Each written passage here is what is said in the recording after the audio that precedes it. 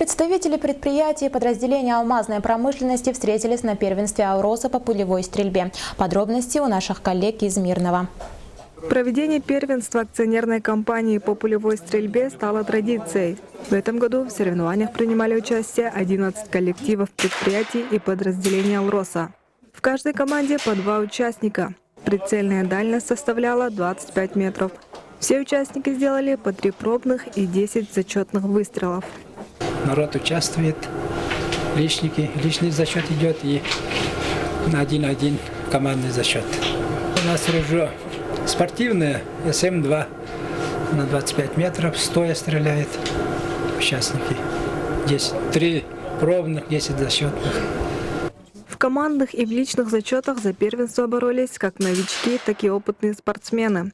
Алексей Мартынов является членом сборной команды Мирнинского района по пулевой стрельбе. Несмотря на свой опыт участия на таких соревнованиях, спортсмен признается, что в этом году конкуренция была очень сильной. Команд очень много, думали там 5-6 команд будет, а тут уже больше 10 команд, личников много. И стрелков тоже хороших очень много оказывается. Соперники, у них уровень очень высокий оказывается. Победители первенства определялись по сумме очков, которые набрали спортсмены, выступающие в команде. Так, в этом году чемпионами соревнований стали стрелки фабрики номер 3. Серебро в соревновании взяла команда культурно-спортивного комплекса. И 3-е место заняли представители автобазы Мирнинского ГОКа. Все победители и призеры соревнований награждены памятными кубками и медалями.